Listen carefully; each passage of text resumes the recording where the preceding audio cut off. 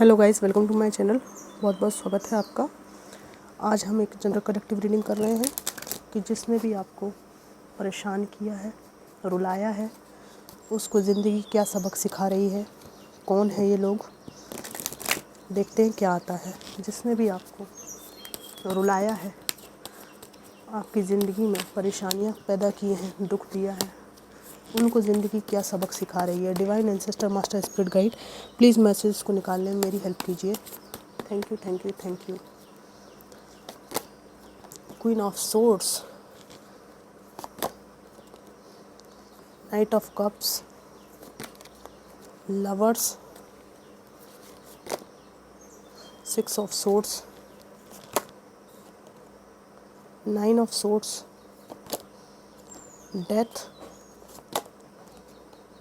Devil, king of wands, bottom of the deck है the moon. हाँ, तो जिन्होंने भी आपको रुलाया है, उनको ज़िंदगी क्या सबक सिखा रही है। पहली बात तो ये है कि इनकी ज़िंदगी में इन्होंने एक ऐसा इंसान खो दिया है जो बहुत ही ज़्यादा इनके लिए भावुक हुआ करता था, बहुत इनके आगे पीछे घूमा करता था, हमेशा अवेलेबल रहता था, और वो कि आप है, वो इंसान आप हैं जिनको इन्होंने खो दिया। ठीक है, इनको ज़िंदगी ये सबक सिखा रही है कि ये अब आपके पास आना भी चाहें तो इनके चारों ओर ऐसे लोग हैं, ऐसे खतरे मंडरा रहे हैं जो आपके पास इनको आने नहीं देंगे। ठीक है, और यहाँ पर ये आपकी तरफ ही देख रहे हैं, जो रिश्ता था आपका प्यार भरा, उसकी तरफ देख रहे हैं, उस रिश्ते को फिर से जोड़ना चाहते हैं, पर इनको अब वो मौका ज़िंदगी नहीं दे रही है।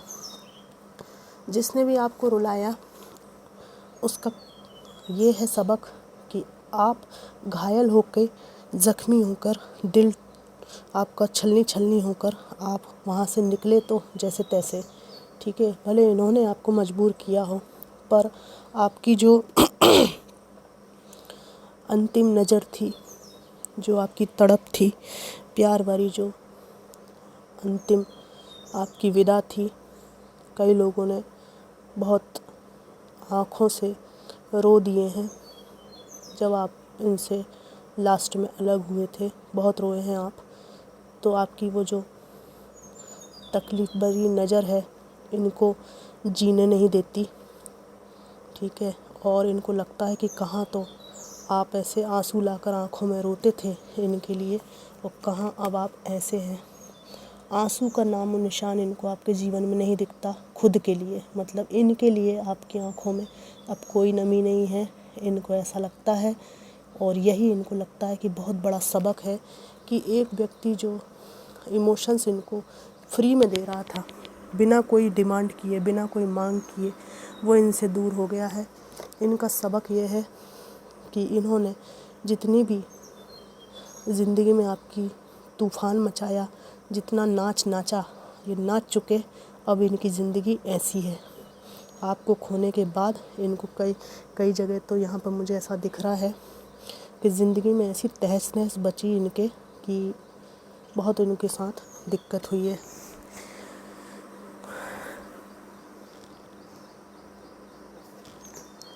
आपने इनसे रिश्ता ख़त्म कर दिया है, और इनका सबक ये है, अगर ये आपके एक्स हस्बैंड एक्स वाइफ है तो इनका सबक ये है कि अपने बच्चों से मिलना चाहते हैं, पर ये बच्चे इनसे भयभीत रहते हैं, डिटैच रहते हैं। ये कितने ही आध्यात्मिक बनकर, कितना भी मुखौटा ओढ़कर इन बच्चों के पास आ जाएं, इस व्यक्ति को डिवाइन ने ये सबक सिखाया है कि तुम कुछ भी करके बच के नहीं निकल सकते। तुम ये सोच रहे हो कि अपने पर्सन को इस तरह से धोखा देकर, है ना, अपनी जिम्मेदारियों से बचकर, जब बच्चे छोटे थे तब उनसे पलायन करके, आज जब वो बच्चे बड़े हो गए हैं, ठीक है, समझदार हो गए हैं, तो तुम पिता या माता बनने आ जाओ तो तुमको बच्चे एक्सेप्ट कर लेंगे और तुम्हारी भोली शक्ल पर तरस खा जाएंगे। तो ये जो बच्चे हैं, इन पर तरस नहीं खा रहे हैं, इनको संदेह की नज़र से देखते हैं। ये सबक इनको मिला है। ठीक है, इस बात को महसूस कर रहे हैं कि ये बच्चे इनको अच्छा इंसान नहीं समझते हैं या भविष्य में नहीं समझेंगे। ये हिडन फेयर इनको है, इसलिए ये बार बार आपकी ज़िंदगी में बच्चों से मिलने का प्रयास करते हैं, उनके सामने एक अच्छी छवि पेश करना चाहते हैं। ठीक है, इनका सबक ये है आपको रुलाने के बदले कि आप अपनी लाइफ में ग्रो कर रहे हैं। अगर आप मेल हैं खासकर, तो आप ऐसी कोई पढ़ाई पर अपना फोकस कर चुके हैं कि इनको लग रहा है कि ऑलमोस्ट आपको सक्सेस मिलने ही वाली है। इमोशंस में झूलता हुआ ये इंसान उस वक्त को महसूस कर रहा है जब आपने अपनी एज डिफरेंस को महत्व ना देते हुए इस व्यक्ति से सिर्फ प्रेम किया और समर्पण किया। ठीक है, थर्ड पार्टी सिचुएशन में इन्होंने जो डाला उसको ये मुख्य जिम्मेदार मानते हैं अपनी ज़िंदगी में, ये जो हैंग्ड हो गए हैं इसके लिए। और यही इनका सबक है कि आज ये जहाँ भी फंसे हुए हैं वहाँ से कोई एक्सक्यूज़ देकर निकल नहीं सकते। ठीक है, वहाँ इनको एफर्ट्स डालना ही पड़ेगा। ये कुछ भी चाहें वहाँ से, जैसे आपको एक्सक्यूज़ दे के निकल जाते थे ना, ऐसे वहाँ पर कोई इनके एक्सक्यूज़ को सपोर्ट नहीं करता है। इनको सबसे बड़ा सबक ये मिल रहा है कि आपने अपनी लाइफ में इतना ग्रो कर लिया है कि इनको शर्मिंदगी का सामना करना पड़ता है।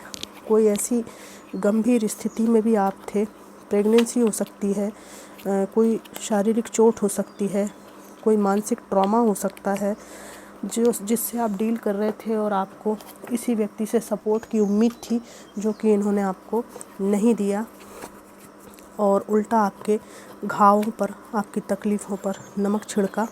आज ये स्थिति है कि इस व्यक्ति की आपको कोई ज़रूरत नहीं रह गई। आप अपनी लाइफ में खुद ही समर्थ हो गए हैं। डिप्रेशन था तो उससे कई लोग बाहर निकल चुके हैं, पर ये व्यक्ति, इसको डिवाइन ने सबक सिखाया है कि या तो ये मैरिड हैं तो सबको खुश करने के बाद भी फैमिली में जब ये अकेली होती हैं या अकेले होते हैं तो आपको मिस करते हैं और परिवार में जिम्मेदारी उठाते उठाते खुश नहीं हैं, सुखी नहीं हैं। तो हम तो यही दुआ देंगे, हमने जिससे प्यार किया भगवान उसको खुश रखे। ठीक है, लेकिन कर्मा कहाँ जाएगा? हमारे दुआ नहीं देने से क्या होता है? जब आप किसी का बहुत बुरी तरह से हाय ले लेते हैं या बहुत ज़्यादा दिल दुखा देते हैं तो ईश्वर भी जो है ना इन मामलों में नहीं पड़ सकता। ईश्वर भी ये कहता है कि भाई आपके कर्मों का आप भुगतो, मैं क्यों आपके बीच में आपको सपोर्ट करूं। मैं इनके कुछ मैसेजेस भी आपको निकालना चाहूँगी, देना चाहूँगी। इनकी डीप फीलिंग्स क्या है। Don't put up with my BS उड़ कर आया ये कार्ड। मेरे जो BS मचा हुआ है मेरी लाइफ में उसमें मत पड़ना तुम कभी। मतलब ये कह रहे हैं कि मेरी ज़िंदगी कचरा है, तुम अपनी लाइफ में मूव ऑन कर चुके हो तो वहाँ खुश रहो। I don't want to be who I used to be, you deserve better. मैं ऐसा कभी नहीं बनना चाहता हूँ जैसा मैंने बिहेवियर तुम्हारे साथ किया। तुम हमेशा ही एक अच्छा इंसान डिज़र्व करते हो या करती हो। What is the truth? कुछ ऐसी बात है जो इनको सच पता नहीं है। हो सकता है किसी ने इनके कान भरे हों, कुछ गलत सलत कहा हो आपके बारे में, तो ये कह रहे हैं कि सच क्या है मैं ये जानना चाहती हूँ। I wish I could be fully honest with you. काश कि मैं तुम्हारे प्रति पूरी तरह ईमानदार होता। तो बेईमानी वाली बात तो यहाँ पर निश्चित रूप से है। Will this pain ever stop? क्या ये दुख दर्द कभी ख़त्म होगा? आई डोंट अंडरस्टैंड, मैं तुम्हें समझ नहीं सकी या समझ नहीं सका। Why do I deserve someone like you? तुम्हारे लायक ही नहीं हूँ मैं, कैसे मतलब मैं डिज़र्व कर सकता हूँ? तुमने किस प्रकार मुझे अपने योग्य समझा? You deserve better. यहाँ पर असमानता वाली बहुत बात है कि इनको लैक फील हो रहा है आपके सामने। ये कह रहे हैं कि ये आपको डिज़र्व नहीं करते हैं, आप बहुत अच्छा डिज़र्व करते हो। तो यहाँ पर age difference, educational difference, cultural difference, मानसिकता का अंतर, अपने घटियापन का एहसास, आपके डिग्निटी का एहसास इनको हो चला है। और ख़ासकर जो दुष्टताएं जो व्यक्ति करता है ना, फिज़िकल अब्यूज़, मेंटल अब्यूज़, ये अगर इन्होंने किया है तो ये डिज़र्व आपको नहीं करते, इस बात का एहसास इनको और गहरे में हो रहा है। ठीक है ना, क्योंकि छोटी मोटी असमानताएं तो चलती हैं, इन्होंने कुछ ज़रूर ऐसी कुछ गड़बड़ की है या तो कोई टॉक्सिक हैबिट्स रही है इनकी, जिनके कारण इनको लगता है कि आपके जैसे एक अच्छे कल्चर वाले, अच्छी सोच समझ वाले इंसान के साथ इनका रहना ही ठीक नहीं है। मतलब ये आपको बिल्कुल मैच ही नहीं करते, डिज़र्व ही नहीं करते। आप बहुत ही ज़्यादा शिक्षित, अच्छी सोच वाले, ठीक है, डिवाइन को मानने वाले, अच्छे परिवार को बिलोंग करने वाले लोग हैं। और इनकी संगत, इनका कल्चर और इनके रहन सहन, ऐसी कोई बात नहीं है कि फ़ीमेल्स का नहीं हो सकता ऐसा। अगर आप मेल हैं तो ये फ़ीमेल हो सकती हैं जिनकी संगत अच्छी ना हो, ड्रिंक करती हों, कुछ टॉक्सिक हैबिट्स हो, स्वार्थी हों, तो ये एनर्जी जो है आपसे मैच नहीं करती है। ये कह रहे हैं कि मैं डिज़र्व नहीं करती हूँ तुम्हें, या नहीं करता हूँ, तुम अच्छा डिज़र्व करते हो। तो इन्होंने आज की रीडिंग में एक्सेप्ट कर लिया है कि इनमें कुछ कमियां हैं। तो फ्रेंड्स, ये थी इनकी भावनाएं, कितनी मैच करी ज़रूर बताइएगा। Thanks for watching.